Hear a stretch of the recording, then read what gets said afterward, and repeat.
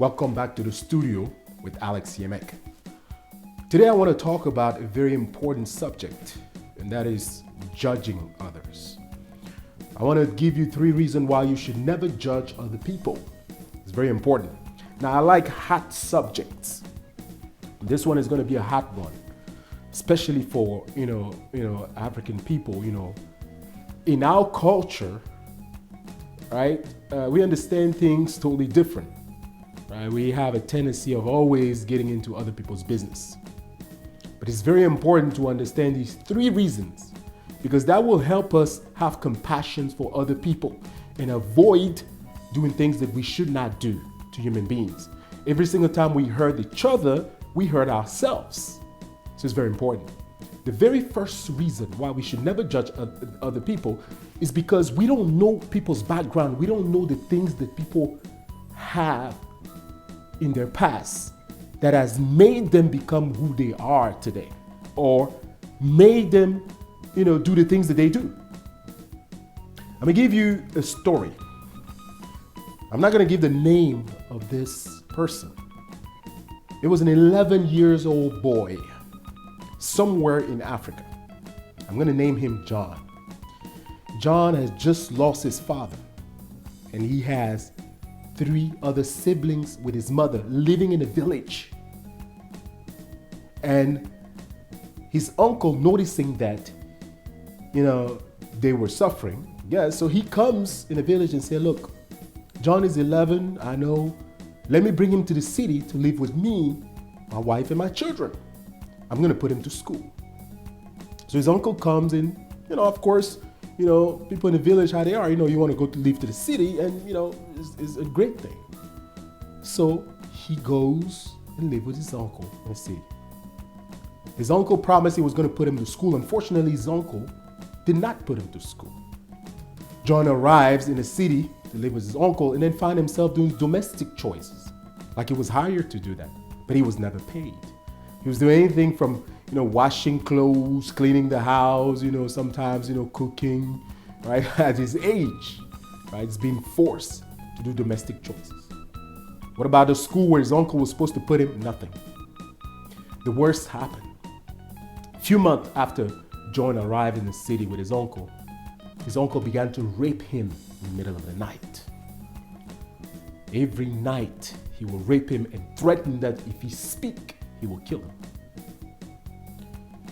Now you already know. This happened until the boy was 16 years old. He finally escaped the house. From 11 years old to 16 years old, this boy was being raped violently by his uncle in the city. And this is in Africa. The boy finally left the house, ran away and went back to the village. He had never attended school, nothing. All these years of rape, he became a homosexual. In the village, this boy would start to, go out with other boys. And these things specifically in village areas are taboos, curses. So one day he got caught in the act with another boy, and they were both killed. This boy, who at the age of 11 years old, lost his father, trusted his uncle, went to the city and got raped for 5-6 years? Almost 6 years. Come back, in a village, and he get killed, looked at as a curse. Nobody tried to find out what happened to this boy. It is later on that we come to discover what really happened. The uncle got away. Nothing happened to him. Fortunately, the children of the uncle are the one who spoke out, right? They caught their father, many times raping the boy. And they were also threatened not to speak. By the time they spoke out, it was a done deal. The boy had died. So when we get up and condemn people, right? So people saw this boy at the age of 16, homosexual and doing all these things, and began to condemn him. He was accursed. People didn't want to be around him. And when they finally caught him in an act, they killed him. He was judged without knowing his background. Nobody paid for what happened to him. He ended up paying with his own life. Why? Because we decided in Africa that people who are homosexuals, doing their thing, they're cursed. That we should kill them. That we should maltreat them. And we should do everything evil to them. That is what we decided, without knowing their background, without knowing why they're doing what they're doing. Right? And when in European countries, in America, you see government saying, hey, we should leave them alone. They should live their life the way that they want. Right? And they're like, oh, well, they're condoning evil acts of homosexual and all of that. We don't know that a lot of times it is our action that cause people to be who they are. In Europe, for example, in America, their scientists are trying to search and try to find out what is it that makes people homosexual. Why is it that same-sex people are attracted to each other? Is that a problem with the gene or all that? These are intelligent people who are using their intellect and try to find out what is it that caused that, instead of just killing people without knowing what is happening to them. And when we see in these countries where governments are passing laws to allow homosexuals to live their life the way that they want to live their lives, we conclude that they are condoning the act of homosexuality. But in fact, that's not true. The government who are passing these laws are saying that people should be free to live their lives the way that they feel comfortable to live their lives, as long as they don't hurt other people physically. How is that a problem to you if somebody else wants to be a homosexual? How is that your problem? How does that affect you? How does that hurt you? Is the question you should be asking yourself. They're not endorsing anything. They're not endorsing homosexuality. They're endorsing freedom to live the way that you feel like living. There's a big difference there. Freedom does not always come the way that we want it to come. Freedom is not based on what we want. Freedom sometimes will not be something that will be pleasant for everyone. But the question still remains, how is that an issue if somebody else decides to live their lives the way that they want to live their lives if they are not directly hurting us? Why standing up and, killing these people, beating them because of the lifestyle that they decided to live? How are they bothering us? What is the problem here? And you will notice that most of the people who are condemning homosexuals and gay people, most of the people who are condemning them, they themselves have skeleton in their closet that you cannot imagine. It's probably even worse than what we see. A lot of times that's how it is. Because a person who is intelligent, who has conscience, and who wants to live his life well, is not going to have any problem with how somebody else live their lives. Now, they have this in mind, think that, because we see homosexuals live the way that they live, they're going to affect our children. No, if you raise your children right, no, they're not going to affect your children. When we see people doing things that we do not understand, the very first thing we need to do is to try to research and find out exactly what is it that is happening. That is how intelligent people react. They don't just come out and start killing people, beating people. That is people who are not intelligent who are doing this. Evil people. They're the one going around the street in these African countries, beating homosexuals, insulting them, maltreating them, killing them. They're the one doing it. These are evil people doing that. Yes.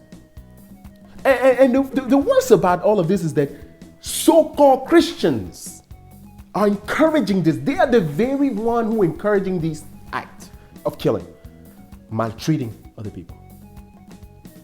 See, nowadays Christian thinks they are perfect because they walk around with Bibles, they recite Bible passages and stuff like that. So they think they're perfect. They think they're better than everybody else.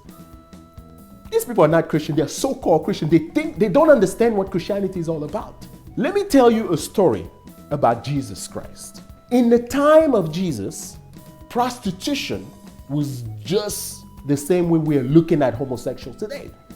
like a taboo, right? We're looking at them as dirty people and all of that. Prostitution was also like that. Here are, right, so-called men of God. Today they call them Christians, right? Back then it was the Jews, right, who these big-time Jews who thought, they were doing everything perfect in the eyes of God, came and picked up stone to try to throw at this prostitute.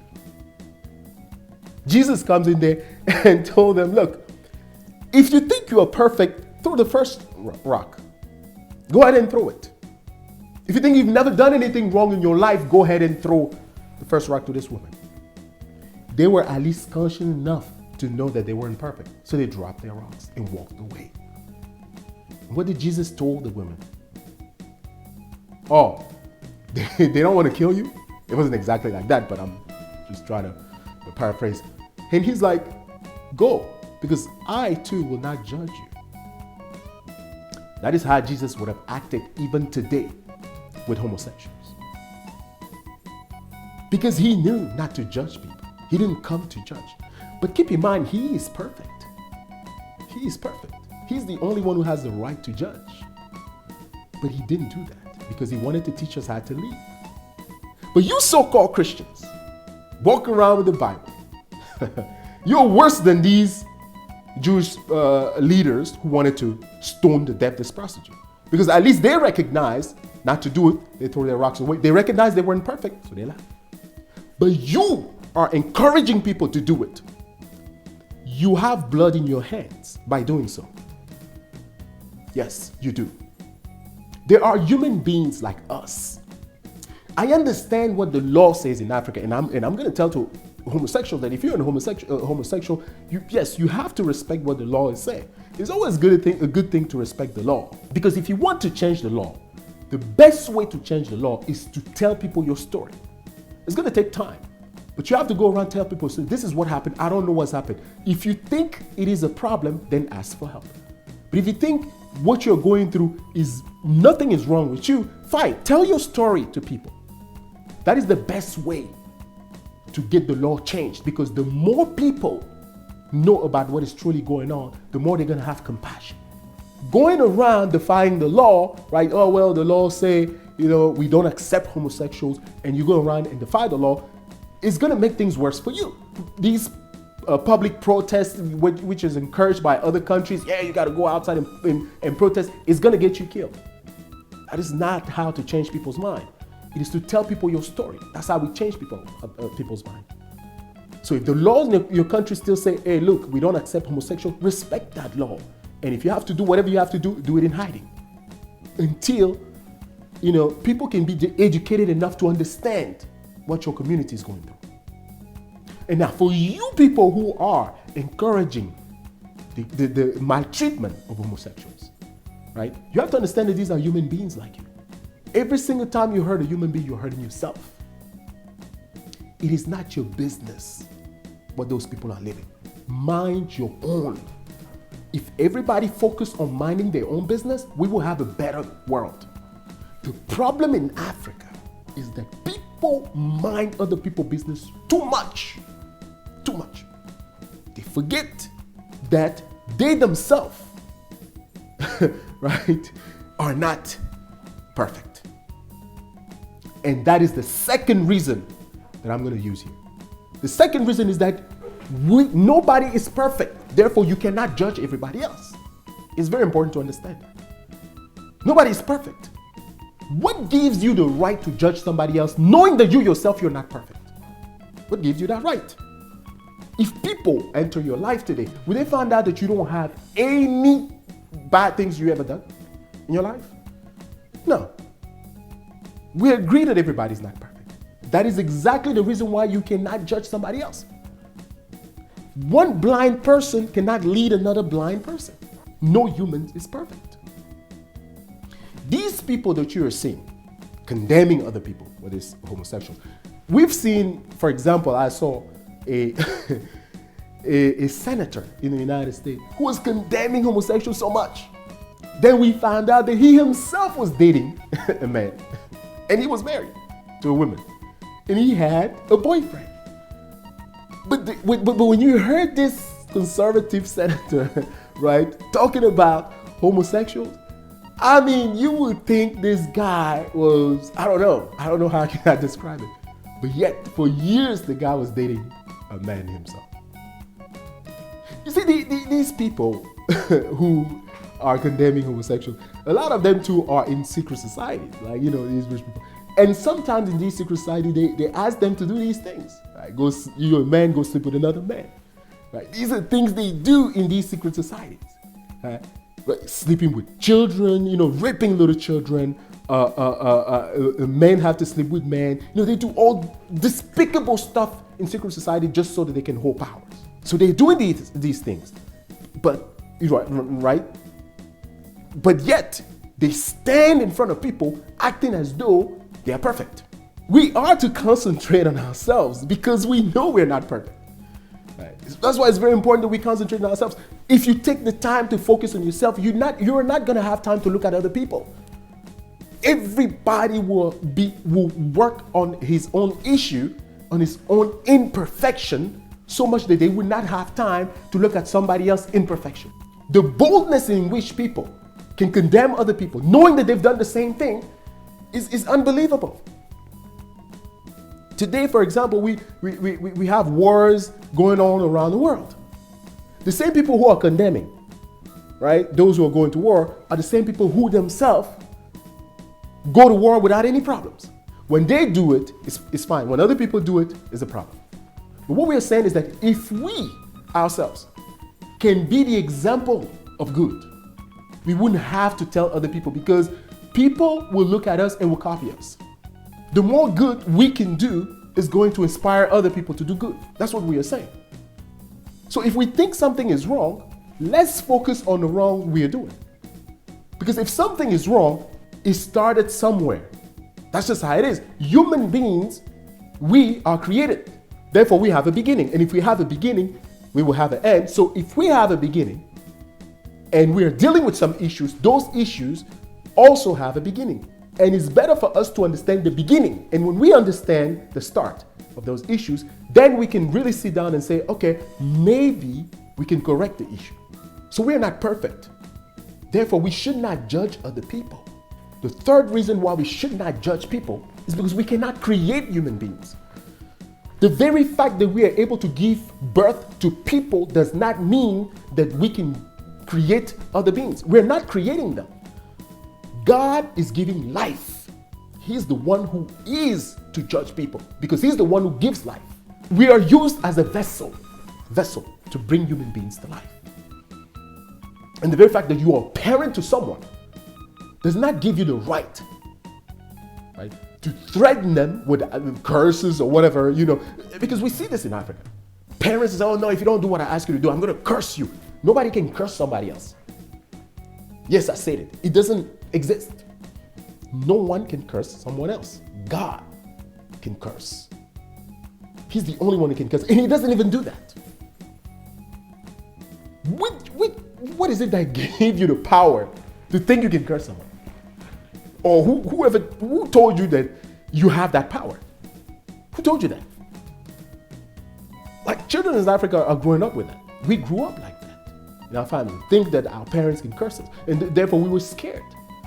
Even things that you know you're doing right, if your parent is wrong and tell you don't do it, or you will be cursed, you become real scared. Because you're like, man, and you stop doing what is right. There are children who have gone into doing evil things because of the threat of their parents, of cursing them. I have seen families where a father and a mother want their children to be married to somebody rich and pushing their child to do that. And if the child doesn't want, they were going to curse the child. And the child ended up in the worst relationship in their lives. Abused and everything. No parents has the power to curse a child. It doesn't exist. If you're a Christian, you should know that. And if you don't know that, that means you do not know that Bible you're holding into your hand and making everybody see that you think you're a Christian. You don't know. No, you don't. You need to find a way to properly study that Bible. Only God has the power to do and undo. We say that all the time, but yet we still believe that we have the power to curse other people. Karma is karma. Karma will come after you if you do something wrong. If you do something right and your parents tell you, don't do this or I'm going to curse you, do not be scared. Keep doing the right thing you're doing. Whatever curse they think they are going to give you is not going to work, because that's not how it works. If we want our children to respect us, we need to live a life that deserves respect. Okay? You need to live right. You cannot, as a father, going around the countries or the city, sleeping with women around, right? Doing bad to other people and want your children not to do the same thing. If they see you do it, they're going to do it. And then you come at home and say, no, you're not supposed to do this, right? No, live your life right. Same thing for women, mothers, right? You got to live your life right. You can't go around, doing evil things and then coming home and say, oh, if your child does not do what you want them to do, you will curse them. You can't do that.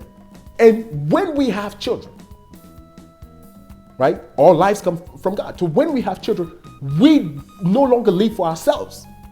Decisions we are making need to be based on the fact that we have children. We don't have a choice.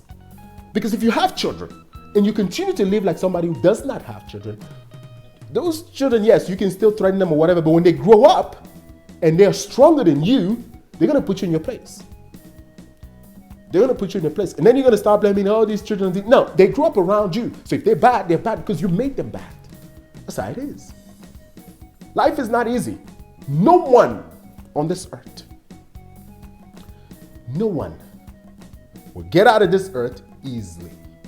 Everybody has to sacrifice. The more sacrifice you make, the better things are going to be for you.